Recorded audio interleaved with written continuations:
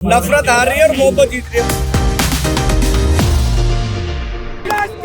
करो तैयारी। आ रहे हैं राहुल गांधी। 400 पार का जो नारा था उसका क्या हुआ? पंचर हो गया वो, फ्लॉप हो गया। पूरा थोथा नारा था। इन्होंने कहा कि हम संविधान को खत्म करेंगे, इनको यही मुद्दा ले डूबा है। कांग्रेस के ऑफिस में इस वक्त हम हैं और यहाँ पर जो रुझान जैसे जैसे आ रहे हैं, भीड़ और बढ़ती जा रही है। बीजेपी इस समय 280 के अराउंड है और कांग्रेस इस समय 250 के अराउंड है। जिस वक्त मैं ये वीडियो रिकॉर्ड कर रही हूँ, यहाँ पर कुछ लोग हैं। अच्छा, एक चीज बताइए आप, जो बीजेपी 400 पार का नारा लगा रही थी उसका क्या हुआ? सब खत्म हो गया।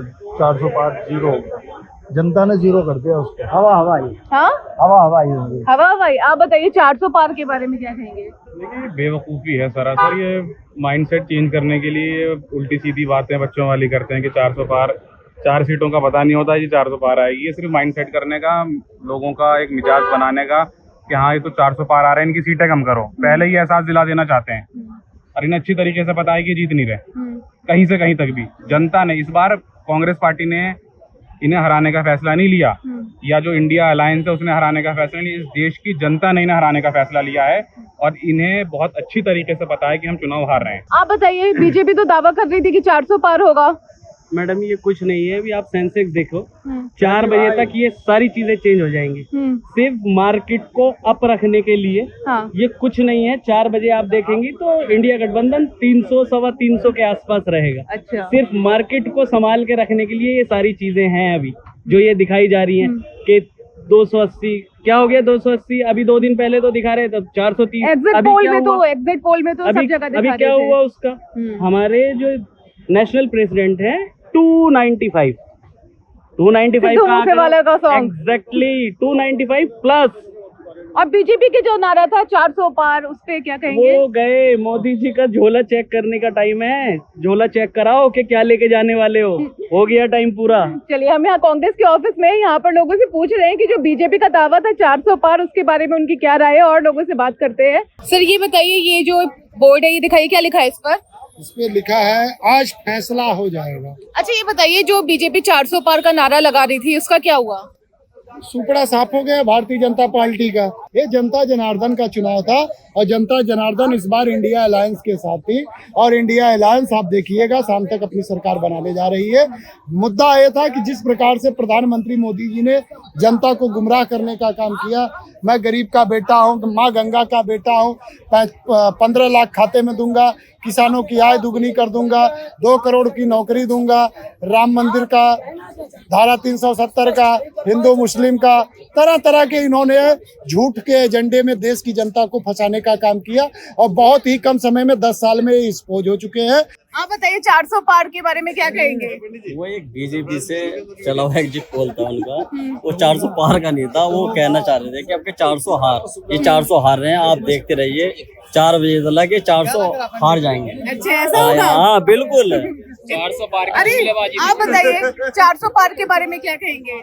देखिए, जो पूंजीवादी ताकत है वो जो करना चाह रहे थे बीजेपी के थ्रू, पब्लिक ने उसका करारा जवाब दिया है। 400 हारेंगे। 400 हारेंगे। 400 280 तक तो अभी खैर पहुंचे हुए हैं, लेकिन 400 तो मुश्किल है। अभी इंतजार करिए, अभी बहुत टाइम, अभी तो बहुत उठा पटक होगा। अभी तो आ रहे हैं रुझान। और आप बताइए कि इनका एक हमने इंटरव्यू किया था, हमारे चैनल पर है। आप बताइए 400 पार का जो नारा था उसका क्या हुआ? पंचर हो गया वो कहते हैं ना कि हवा इतनी भरी कि टायर फट गया। वो हवा ज्यादा भर गई थी उसमें टायर में, वो टायर ब्लास्ट हो गया और उसकी हवा अब जो है उसकी हवा भी नजर नहीं आ रही कहाँ गई है। तो क्या लग रहा है अब 4 बजे तक क्या हो पाएगा? गवर्नमेंट कांग्रेस की बनेगी, 100% बनेगी और वो जो है पलटू राम, वो पलट के फिर इधर आएगा। आप बताइए 400 पार जो नारा था बीजेपी का, उसके बारे में यहाँ कांग्रेस के कार्यकर्ता हैं, क्या कहेंगे अब? पूरा थोथा नारा था। अपने कार्यकर्ताओं के मनोबल को बढ़ाने के लिए वो जान रहे थे कि मैं हार रहा हूँ। हाँ, और निश्चित रूप से बीजेपी हारेगी, उनकी सरकार नहीं बनेगी। देखते हैं, अभी तो है वक्त, अभी तो चल रहा है वो उलट फेर आगे पीछे। और अंतिम में राहुल गांधी ने कहा कि मोदी प्रधानमंत्री ने तो मोदी प्रधानमंत्री नहीं हो। तो क्या लग रहा है, अगर इंडिया अलायंस का कुछ हो जाता है अच्छा काम, तो कौन बनेगा प्रधानमंत्री? वो तो जो संसद जीत करके आएंगे, जिनका नाम प्रस्तावित होगा वो हिंदुस्तान का प्रधानमंत्री होगा। चलिए ठीक है, यहाँ पर कांग्रेस के जो कार्यकर्ता है उन लोगों से और हम बात करते हैं।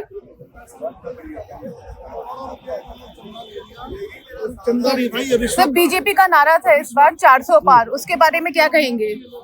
बीजेपी का नारा नहीं था, वो मोदी जी का नारा था। मोदी जी और बीजेपी अलग अलग है। अच्छा, वो तो बीजेपी को भी गड्ढे में गिरा के जा रहे हैं। वो तो मोदी जी ने अपने उस पर कब्जा कर रखा है। और मोदी जी का नारा जो 400 पार का था, वो एक सिर्फ जुमला था, जैसे कि उनके बाकी जुमले थे कि मैं 2 करोड़ रोजगार दूंगा, 15 लाख रुपए आपके खाते में आएंगे, काला धन वापस लाऊंगा, चाइना को लाल आंख दिखाऊंगा। वो सिर्फ झूठे वादे थे। इस बात को हम समझते थे, लोग समझ रहे थे।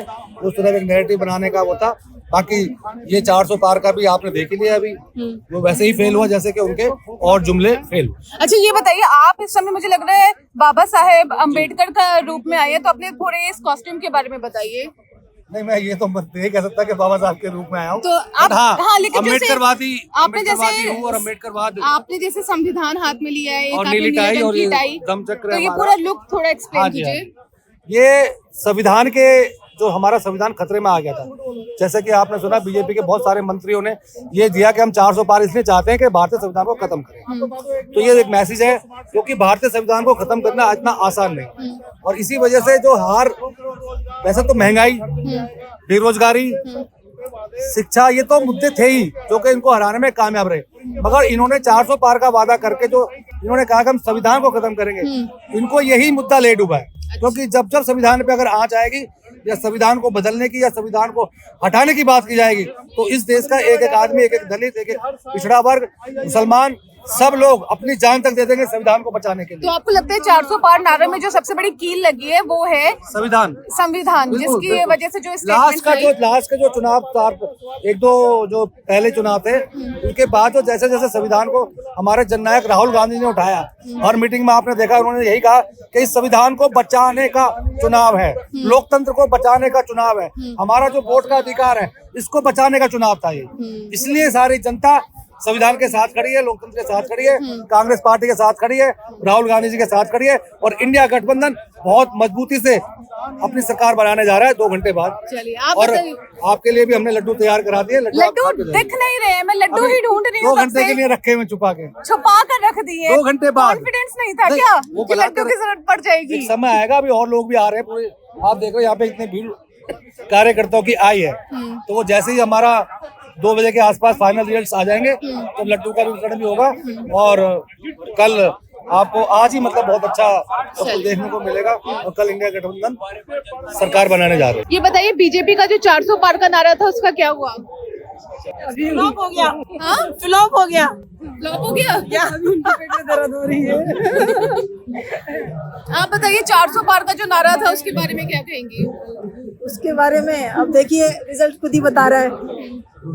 कुछ भी हो सकता है। अच्छा, अभी भी आपको लग रहा है कुछ भी हो सकता है? कल में चेंजिंग हो रही है, तो देखिए। नहीं, इंशाल्लाह जीत हमारी होगी, गठबंधन की सरकार आएगी। गठबंधन की है, अच्छा, क्योंकि हम उसके साइड जाइएगा। हाँ, मुंह मीठा करके जाइएगा। लड्डू कहाँ है? मैं तो सुबह से लड्डू ढूंढ रही हूँ। वो अभी सरप्राइज है, अचानक से निकलेगी लड्डू। छुपा रखे हैं। छुपा रखे। अच्छा, थैंक यू सर। ये बताइए, बीजेपी का जो 400 पार का नारा था उसके बारे में क्या कहेंगे? मेरा ये कहना है कि इंडिया के अंदर जीतेंगी। राहुल गांधी की सच्चाई ये देश को आगे ले जाएंगे। राहुल गांधी इंडिया सरकार बनाएगी।